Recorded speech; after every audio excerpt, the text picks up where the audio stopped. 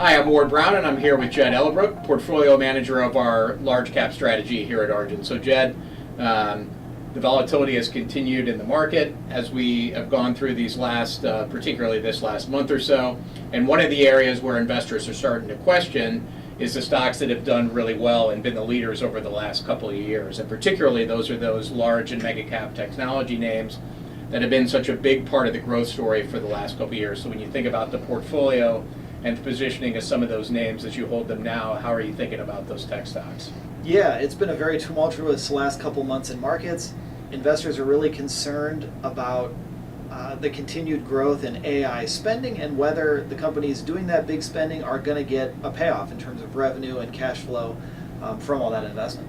Right. So obviously the earnings growth has just been profound for a lot of those companies. At the same time, they've also become pretty expensive. So where the market and investors get a little nervous about things, they do look at the valuation of some of those businesses and ask whether the fundamentals can support it. How are you thinking about that?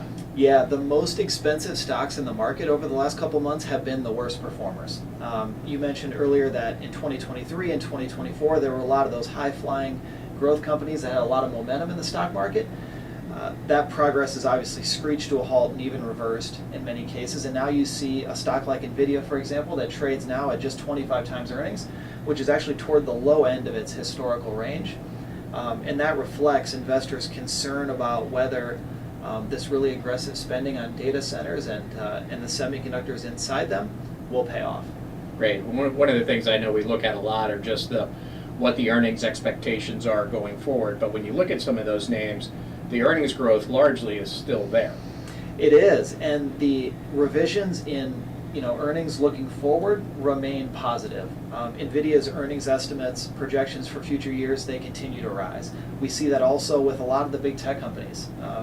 So I think kind of the underlying fundamental performance of the businesses remains really excellent and better than other sectors in the economy. Obviously, a name like NVIDIA and Microsoft, Google, and Amazon, they command the majority of the headlines just because most people have heard them. A lot of people use their products pretty much every single day. But there's also some other names in the portfolio, a name like ServiceNow, that's a big software business currently held. What do you think about some of those other ancillary names that are in there? Yeah, ServiceNow is in the group that's been really beaten up most recently. The stock price has declined, I think, 25% year to date, but it remains a stock that we really like. They actually announced an acquisition this morning where they bought kind of a front-end agent AI business from venture capital funded previously, and we think that'll help them boost their AI offerings and keep growth high. That's great.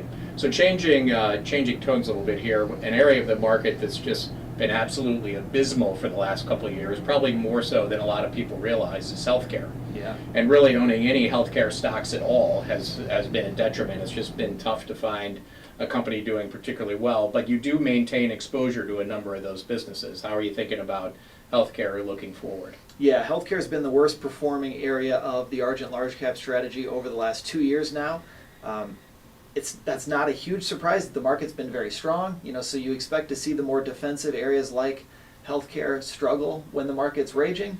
But yeah, we continue to like the handful of healthcare businesses we own, and there are some positive data points here more recently. A couple of those stocks were kind of beaten up on concerns about the government transition with the federal government and new administration. So HCA, for example, the large hospital chain, that stock has been weak because of fears about Medicaid cuts that Republicans might impose. It seems like Republicans are probably not going to make huge cuts to Medicaid, and we've actually seen HCA's stock be one of our best performers now over the last month.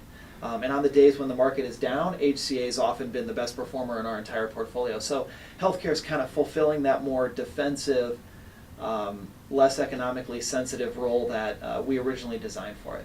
That's great. It is where you get to see some of the benefits of the diversification that's part of even a concentrated portfolio like yours. Yeah. So thanks very much for talking today, and thanks for watching.